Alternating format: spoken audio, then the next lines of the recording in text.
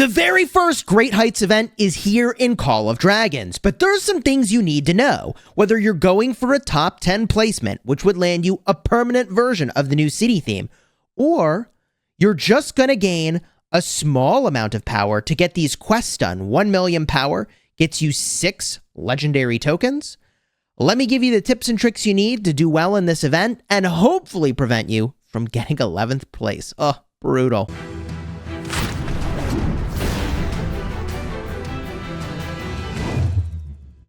Hello my friends and welcome back. I'm Chisgule Gaming and today's video is sponsored by the makers of Call of Dragons. And this event, the first time we're seeing it, Great Heights, is probably the most stressful power push event in the game. And there's a number of reasons why that's the case. It also happens to be the most rewarding power push event in the game. If in fact you do care about the legendary city theme that is here for you if you place in the top 10. Now, I speculated before this event had even arrived in the game that the top 10 would have access to a permanent, very powerful city theme, and that is true. We'll review this together very briefly in just a moment.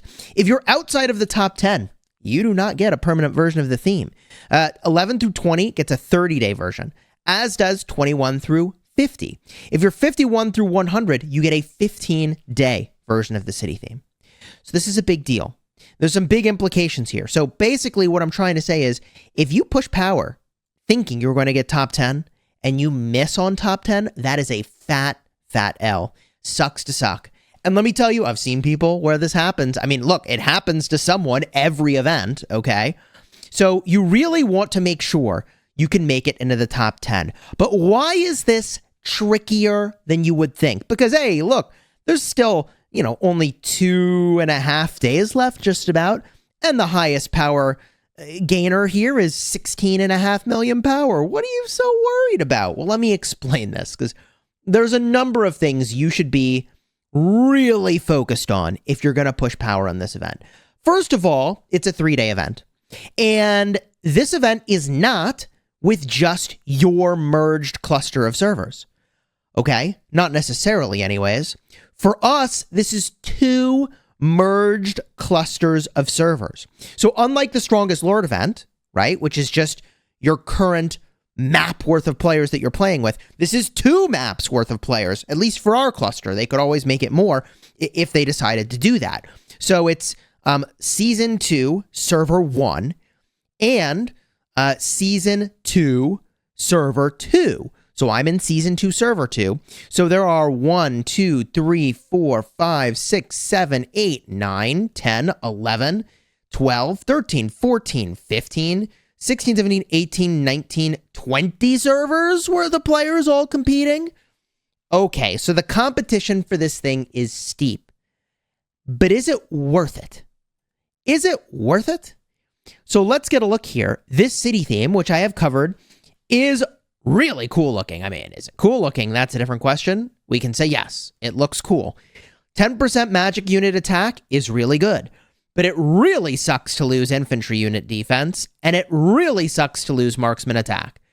I mean, you basically really wanted your defense on your infantry. The only thing I can say that maybe mitigates this is that, infantry work in kind of a weird way. Infantry gain defense as they get lower health. You may not have known this, but it's a trait of infantry. All infantry, every special unit of infantry does this same thing, which is that, let's see here, each time you lose 3% of units, their physical defense increases by 1.5% up to 50%. So in some ways, it sucks to lose infantry defense, but in other ways, hey, look, they're going to gain so many percentage-based boosts to defense. Maybe you don't care about that, and maybe you don't even use infantry. So let's talk about the other piece of the puzzle, which is losing marksman unit attack. Well, that is the worst stat to lose for marksman, as far as I can tell, because if we look at the base stats for an archer, the highest base stat is attack. Remember, these percentage-based boosts, they aren't boosting like thin air. They're boosting the base stats, okay? So people try to make arguments with me, no, health on archers is the best. I mean, look, I'm not saying health on archers is bad, but from a raw gain standpoint, hypothetically, attack is just better. I mean, point for point, you get literally double because the base stats are more than twice as high for attack than they are for health. Now, look, that's an oversimplification because there's a combat formula and there could be diminishing returns on having too much of a stat. So there's definitely more testing that would need to be done to really prove conclusively one way or another that one is better than another. So what am I trying to say? Well, if you don't use marksmen and you use a lot of mages, this city theme will be great. I mean, for free-to-play low spenders that are just like all mages all the time, this is a really nice pickup. 10% magic unit attack, that's the most important stat to boost on your magic units. Boost that attack, baby. It does even more if you use Celestials, because they have a higher base attack stat, remember? But the other situation where you'd use this is if you rally with mages, which is a thing, okay? It is a thing that is done. So without getting into all the nuance of that, I think that the city theme is good. It is not universal. And it could be that they will release universal themes down the road. And you may be like, Chisgule, what the heck would a universal theme look like? Well, a universal theme, okay, if we play off of the game Rise of Kingdoms, which is what this is based on, and I spent 5 years playing Rise of Kingdoms. By the way, consider subscribing if you're interested in deep expertise in this genre and style of game, and thank you for smashing a like on the video. The thing that they did in Rise of Kingdoms is they released a city theme that's like plus 8% defense for all troop types and minus 10% attack for cavalry. And it's like, man, in Rise of Kingdoms, you'd be happy to lose attack on cavalry and gain defense anyway. So 8% for all troop types and minus 10% for cavalry attack only was just like a huge win. So it is likely they will put universal city themes into the game at some point, even city themes like plus 5% skill damage dealt, and then minus a unit stat is a thing that they have done in Rise of Kingdoms. So you can definitely expect that sometime down the road. So is this critical for everyone? No. And will everyone probably go for this? Yeah. Probably a lot of people are going to go for this, right? And so let me explain the dangers of the Great Heights event, the pitfalls, the traps, which is that, first of all, this is a power gain event. Just raw power is how you progress here. Well, how do you get lots of raw power? Once you have your tier 5 troops unlocked, all you can really do is use training speeds and universal speeds, which means free-to-play low spenders that haven't pushed tier 5 yet, or especially high spenders that have not pushed tier 5 yet, are super dangerous in this event.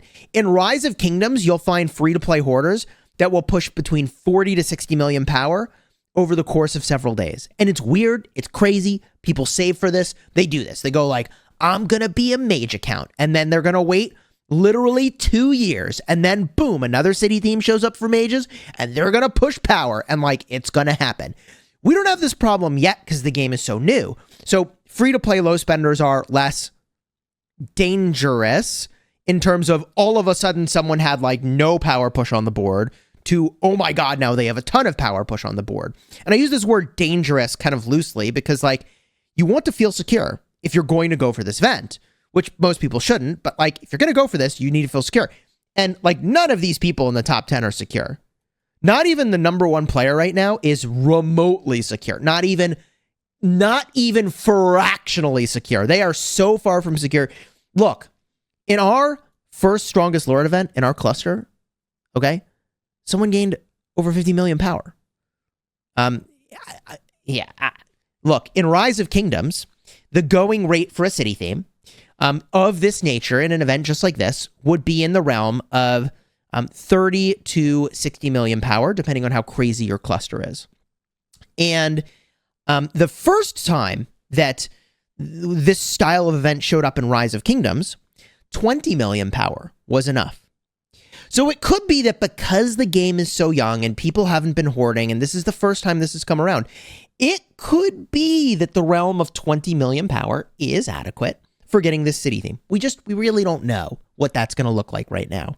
But I can tell you there will definitely be people who are waiting and have not pushed power yet. What are they waiting for? They're waiting to see what the competitive landscape is going to look like.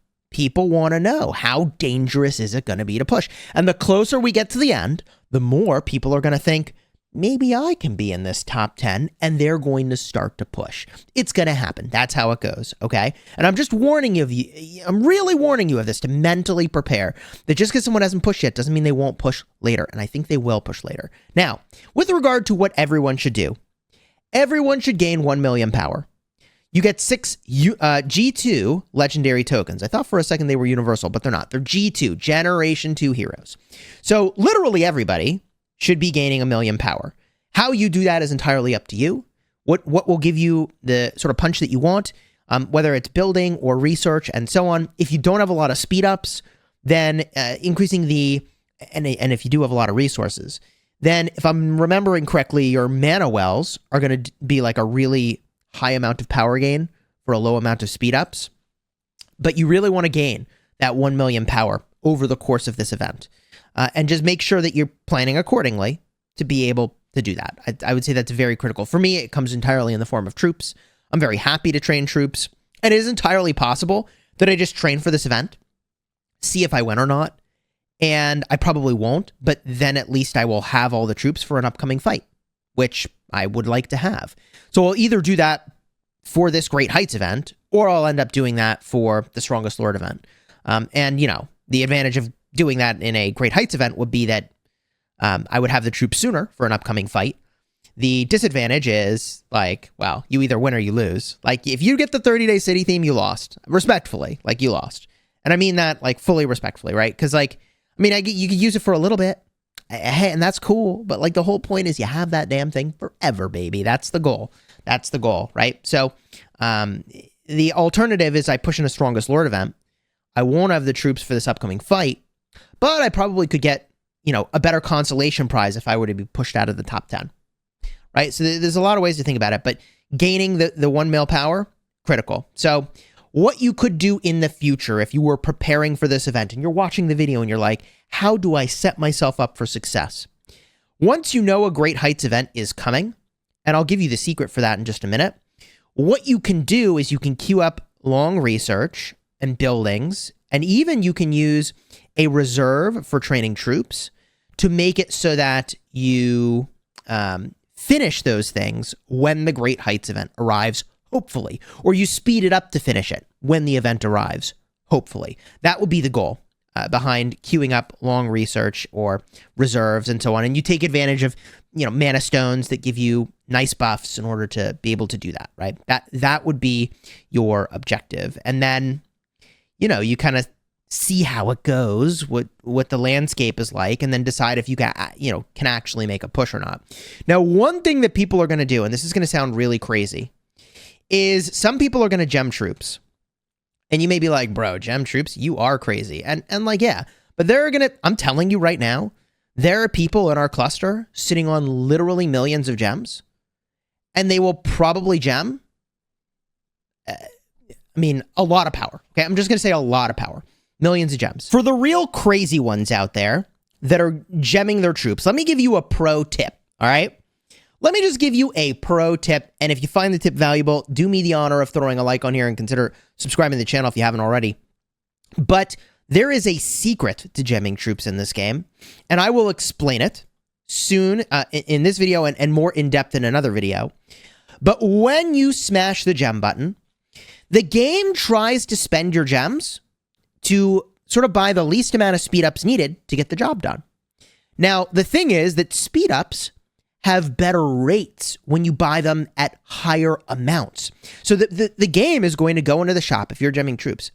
It's going to go automatically for you to this shop. Okay, it's going to go to the speed up section.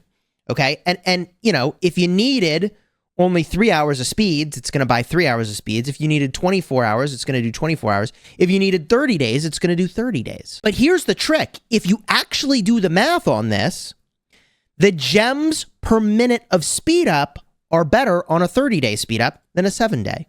Better on a 7-day than a 3-day. Better on a 24-hour than a 1 hour. The minutes of speed up you get per gem is better in higher denominations. Why am I telling you this? Well, if I go to gem this right now, this is going to be, I forget what the exact math is, like 1.56 gems per troop based on the amount of time it's going to take and the amount of gems it costs.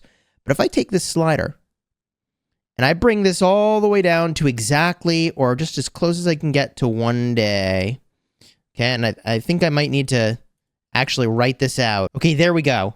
Boom. I can get it to 1 day. Do you know what the math is for this? I forget what the exact number is off the top of my head, but it's like 1.48 gems per troop.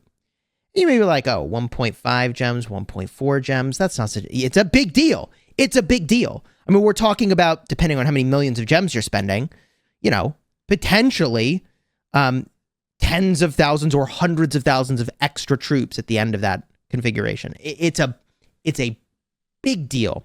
Now, I still need to do some math to say, like, hey, would I be better off, like, gemming high-level reserves and then gemming because you get a 30-day speed? I actually need to look at that and sort of figure that out. That's not really the point of this video. The point of this video is to just awaken you to this reality about gemming.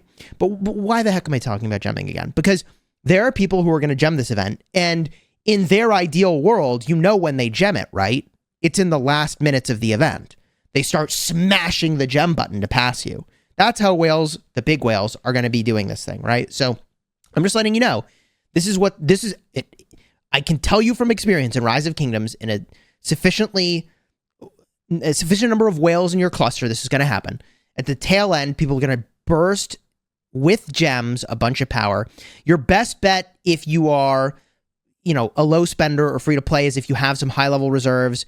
You queue up a huge amount of troops and you wait to speed them up until the very end if you need to. That is an option for sort of how you approach gaining up some burst power in the last seconds, because it takes time to train these troops. I mean, if you withhold your ability to train because you think you don't need to, and then you get past and you had the speed ups in your bag, that freaking sucks. The other trick I'll just give you about gemming is you'd better open the resources that you need. Otherwise, if you're low on these resources and you run out of one, you start gemming the resources too, and that is a freaking disaster. That is so expensive, especially if you had the tokens in your bag. It's not going to open them. It's I don't think so anyways. In Rise of Kingdoms, it just starts gemming the resources too. Yikes. So good luck to you in the Great Heights event. Okay, I actually need to queue up my troops over here. I'll just do this upgrade real quick. All right. Good luck to you in the Great Heights event. I think it's cool that it's here. And the super secret call out for those who made it to the end of the video is that this event will probably show up every 3 months. So we're here in October, right? We would expect to see this in maybe the start of January. Yeah, probably start of January. You would expect to see another Great Heights event. And then like basically every 3 months, this event will show up quarterly. That's my guess. I'm just guessing. I don't have any inside information. If you enjoyed the video, do me the honor of throwing a like on here and consider subscribing. I've got more Call of Dragons content coming up that I think you'll be really interested in, so you're not going to want to miss it. Alternatively, if you want to see my videos about what are the best heroes in the game and the best artifacts, very important topics, I'll have videos about that, cards in the end screen, in just a second.